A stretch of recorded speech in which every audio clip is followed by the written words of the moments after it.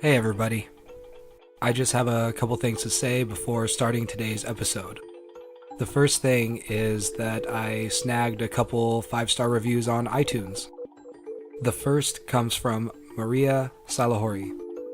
Maria says, on second episode and already positively rating reviewing, self-reflective interviewees, good light touch interviewing, nice production value for the minimal phone interview format, and of course, fascinating topic.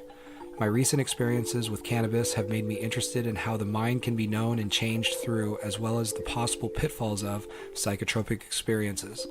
This is really helpful and interesting. Thanks. Thanks, Maria. The second review comes from Hots100. Hots says, so far so good. I'm so excited to have another podcast to add to my week repertoire, and my daughter and I especially enjoy Dave's music. Thanks, Hots100. The second thing I want to touch on is in regards to the content of today's episode. In the conversation you're going to hear, we mention the book. When we mention the book, we're talking about Michael Pollan's How to Change Your Mind. I finished it a little while back, and I can honestly say that it is a great read. If you want to learn a little bit more about the world of psychedelics in therapy and the possible effects they have on your brain and mind, I would definitely give it a listen. So, having said all that, I hope you enjoy. If you like what you hear, definitely give me feedback or leave a review. You can get a hold of me at psychotropicpodcast@hotmail.com. Again, I hope you enjoy the episode.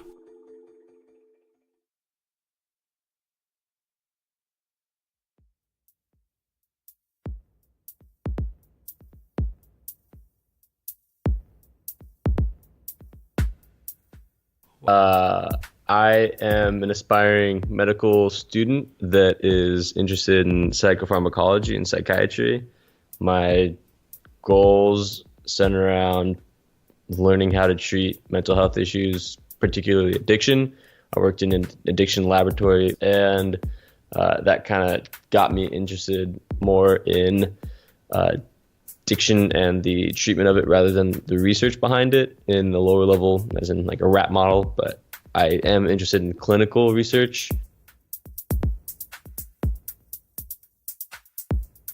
Psychotropic presents Kyle.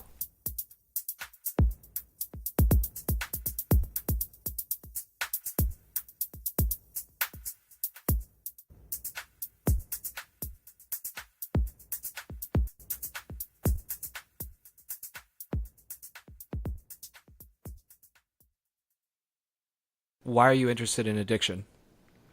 Ever since I was young, people have talked about drugs, especially since my father's a surgeon and he prescribes drugs, and it was pretty open dialogue on these things since he had patients that were users, abusers, and everything in between, and he kind of had a more liberal view as a physician on drugs and alcohol and these different things. But then there was a contrast in society about how we thought, say, heroin was addictive, or when I was growing up, marijuana was addictive. And then I kind of looked at those two as like, it seems like there could be a difference because I see my friends using marijuana. I don't see my friends using heroin. And like to put those in the same category, to me seemed odd. It just seemed kind of lazy. So I just got interested in trying to understand addiction, trying to understand the war on drugs, why we use drugs, how we think about them in our society, what is okay to use, what's not okay to use. And I've just been interested ever since.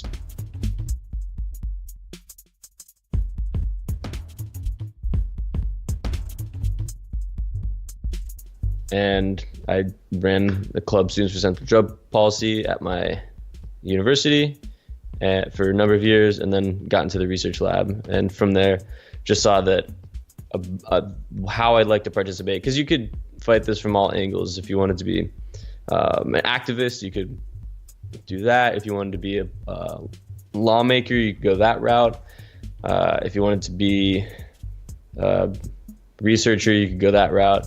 I felt like I wanted to interact with people who were struggling with the their relationship with drugs and alcohol, and so I felt that my path was more in the medical field than any other. Although I do understand that as anybody who should be in this, I guess, fight to end the war on drugs and to change how society views uh, substances, you have to be in kind of all areas. So I don't see myself avoiding maybe like further interaction with policymakers down the line, or activism or other things as such.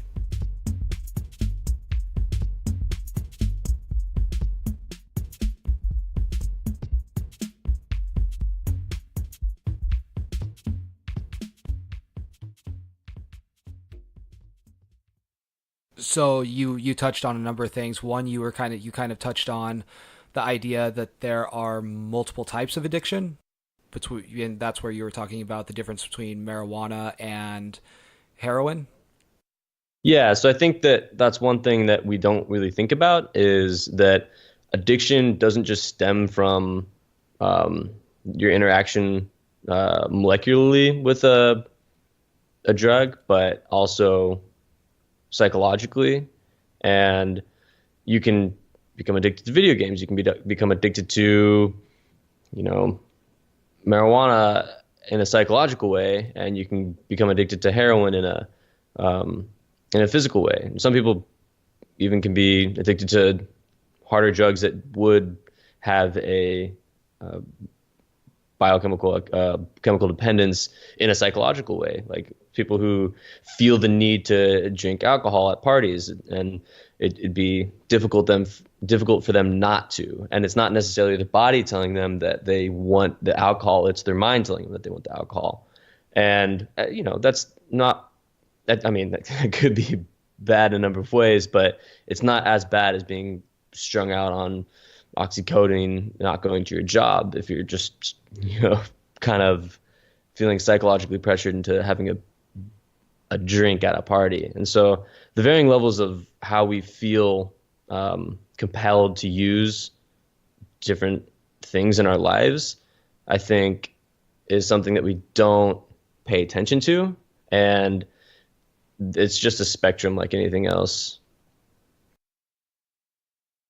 One of the things that I think about as far as addiction and different types of addiction go are the you have a physical addiction, right? Something that heroin can cause. It can result in a physical dependence where if you don't use, then you're going to get sick, and that is a pretty strong drive to continue using because the that sickness is fairly overwhelming. I've seen people go through heroin withdrawal and they just look miserable. But then you have something like marijuana that is what you're calling psychologically addictive. Yeah, And and as far as like my understanding of it, and again, I've just graduated college.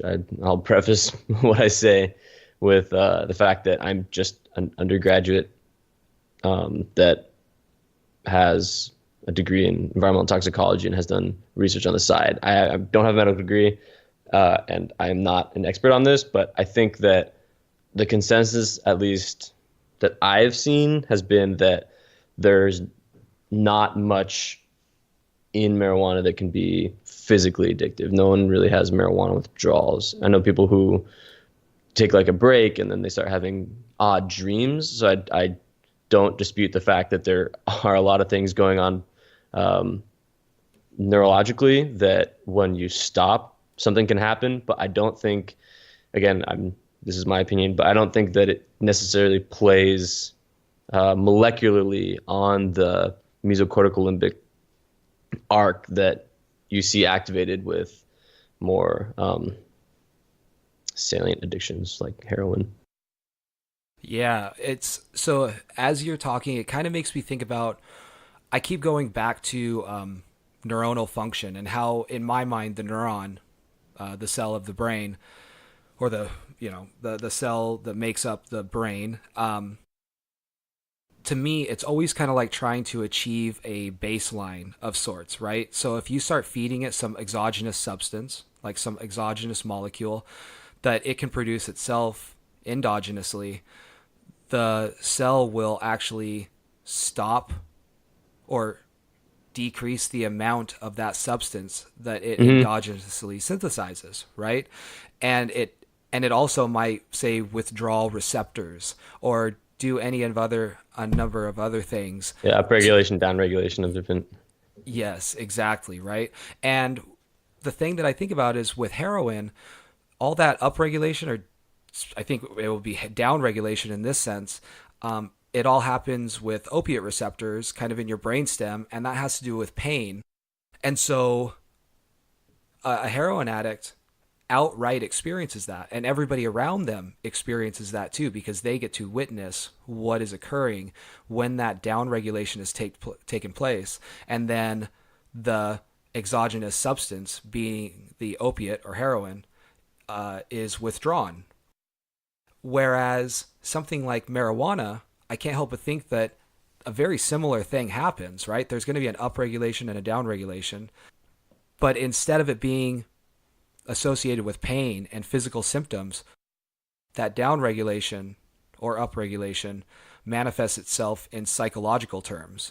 So, It's more in the like you're trying to say the dichotomy between the two is, I think the comparison between the two is the opiates are more active in the brainstem, where marijuana is more active, and the brainstem where, and like lower level systems like the limbic system, whereas marijuana is more frontal cortex activating. sure, yes.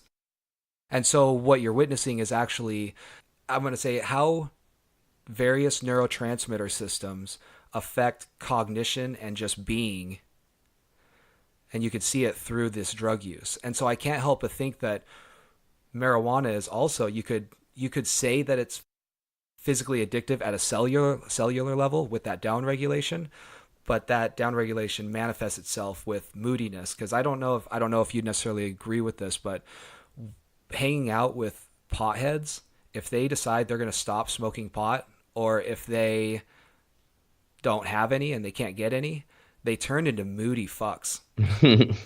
You know what I mean? Yeah. And that's almost to be expected, because pot, when you smoke it, it does kind of relax you and it kind of makes you a little more free and easy. And that is in correlation with the way that it's affecting your cannabinoid system. It Let me think about this. Um Fuck, I just lost my train of thought, man. Well, um yeah. So I could pick up on this. So you're saying that because opiates are related to pain and that they reduce pain, then your endogenous ability to reduce pain is downregulated. So then you need more of the exogenous ability, the substance rather, to make up for that as it starts to decrease. Internally, you have to increase it externally to reduce pain. And same thing with other systems in your brain where marijuana would act. It could be that marijuana is relaxing. Let's just say take a more CBD heavy strain, and then your body has endocannabinoids that are responsible for doing just what marijuana does, at least CBD in this instance. And so when you take it to, THC. you want to talk about THC then? Yeah, I'm thinking of because you were talking about like the psychological effects. I guess Okay, yeah. the psychotropic effects, because people take Psychotropic, yeah. opiates for the psychotropic effect, whereas CBD isn't necessarily psychotropic. Yeah. All right. So then with THC, then you have this stimulation of these certain areas externally. And so then the internal system says, okay, we don't need as much because we're getting it elsewhere, or it thinks, or you're tricking it to say, okay, well, I guess we're producing enough, because some of these cascades aren't smart enough to know where those chemicals are coming from, because they just Lego blocks fitting in the right keyhole. It doesn't have like a barcode on it saying where it came from. So then it's like, okay, well, we have enough, so we should stop producing it. And then all of a sudden you take out the external source, and your body hasn't been, as your brain hasn't been used to producing as much as it had, because it's thought that it's been producing enough, and it kind of went back on itself saying, okay, we don't need as much now. So then you take it away externally, and all of a sudden you have a decrease in whatever. Neural firing or neural inhibition, whatever the THC molecule, whatever the cannabinoid was doing. Yeah, reduction in the endocannabinoid. Yes. Yes, exactly. So then you have decrease in that signaling.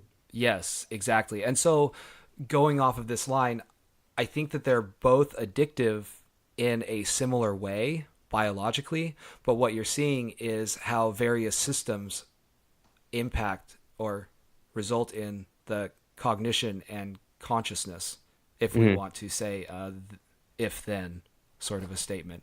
It kind of makes me think about, say you had a never ending supply of mushrooms, right? Magic mushrooms or psilocybin or whatever. Do you call it psilocybin or do you call it psilocybin still? Psilocybin. All right, we'll go with psilocybin. Is that like Paul Stamets' philosophy? Yeah, yeah. I think in the book, there's a part of the book where he kind of pronounces it in writing, and it's psilocybin. And I think I was listening to the audiobook, so he's been saying philosophy. I was like, is he saying psilocybin? yeah, it's so weird.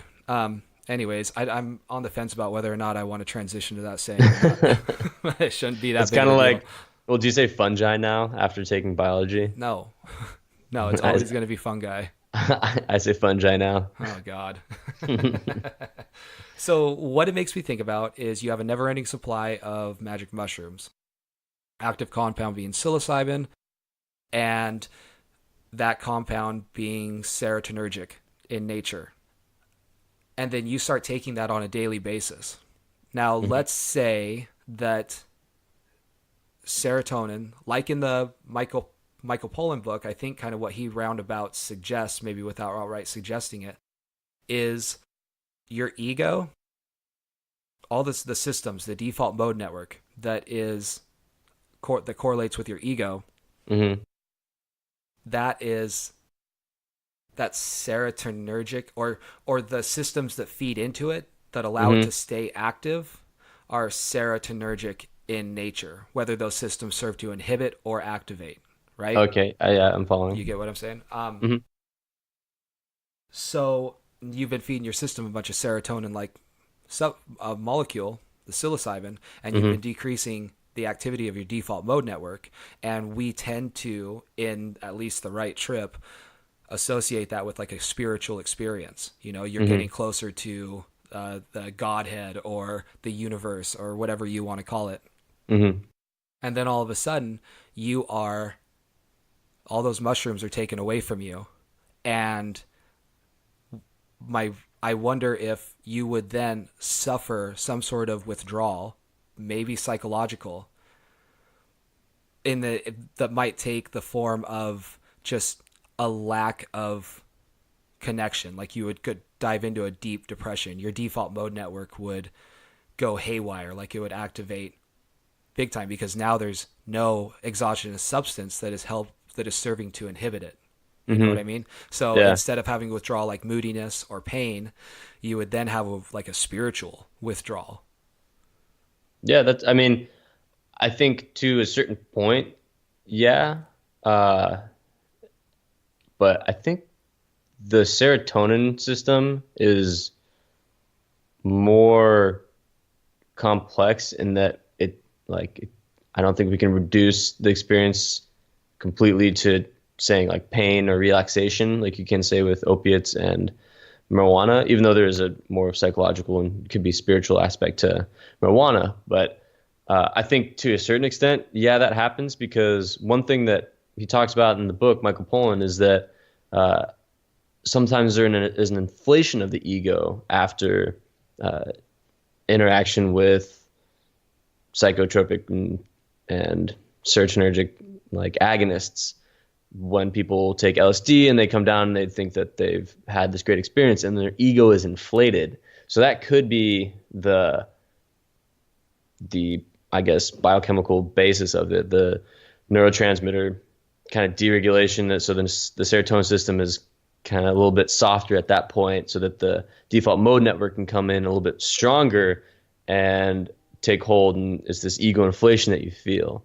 So I think that is a good observation, and that's what I'd correlate it to, is this ego inflation that you have after these trips. At least with some people. I've noticed it happen with myself, and I didn't quite like it. And I was like, uh, if you don't take, I mean, if you take a certain dose, it depends. You have an ego inflation type of experience rather than an ego dissolution. And even afterwards, even if you do have a more ego dissolution experience, then when those connections are finally made by the default mode network, you'll inevitably go back to this point where you can have the ego inflated, which I think is odd because the ego wants to hold on, and as soon as it loses grip, then it gets grip again. It's like, oh, I'm so cool for losing grip.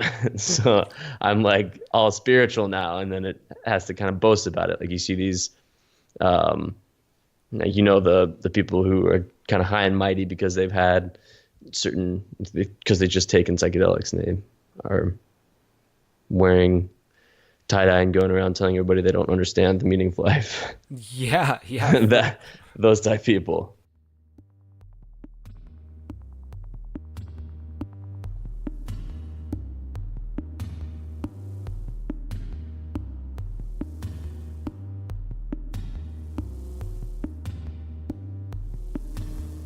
For sure. That's that's exactly. I think it's absolutely true, and it kind of makes. I think we've all been there to a certain extent, but not quite. Maybe, I mean, at least I don't think I've acted upon it to too much of an extreme point. Well, that's what. So Michael Pollan, what he talks about is the default mode network. Apparently, has been correlated with the ego, and the ego is the thing which we use. It's the thing that uses, I believe, experience. I'm actually kind of shaky on exactly what the ego is because I don't remember him outright defining it. And I remember the last few days this has been going through my head, and I've actually done a little Google research on what the ego is, and it's hard to find. Gotta read some Freud. Yeah, for sure. I guess I could,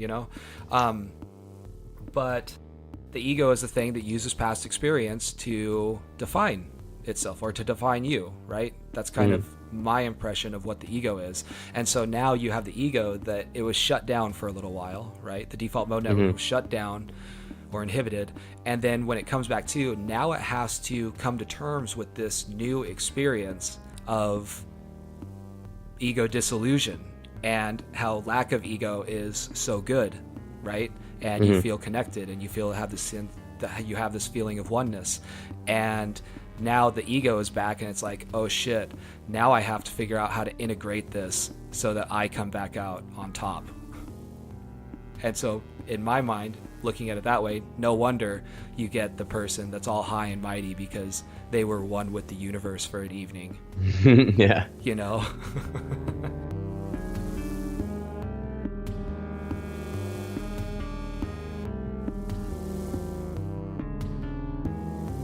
I mean, hell, that's probably how quite a few religions are created, because people have these incredible religious experiences, and then they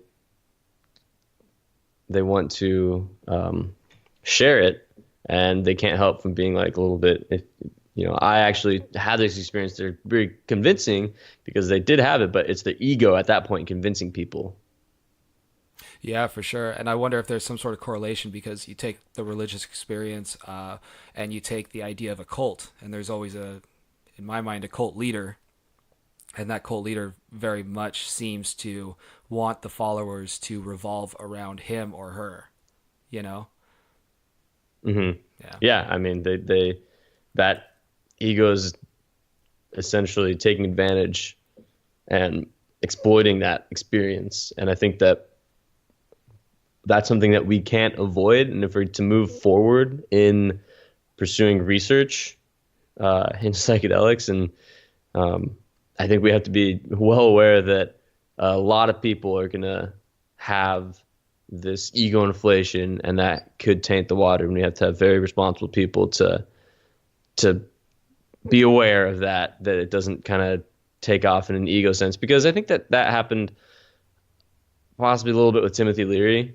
And Michael Pollan talks about this in the book, the kind of downfall of Timothy Leary. Though I don't think Timothy Leary did try to make himself feel as though he was the Messiah. He just wanted to spread it, not necessarily say, "Oh, I'm so cool for having this experience."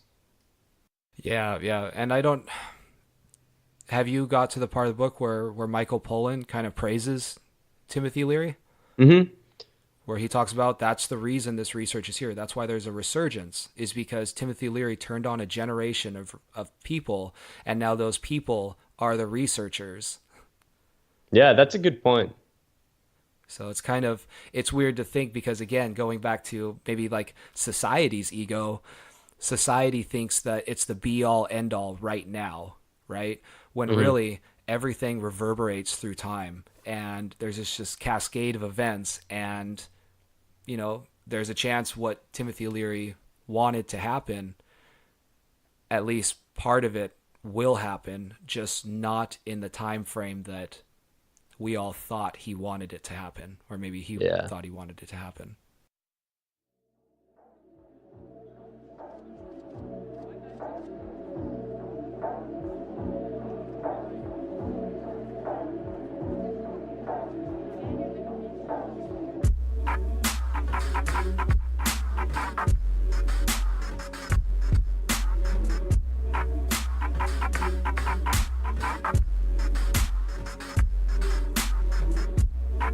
This episode was produced by me, Philip Johnson.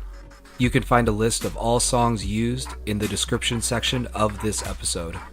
If you liked what you heard, please subscribe. Also, leave a review. I'd really appreciate it. Lastly, if you have a story that you'd like to share, I'd love to hear it.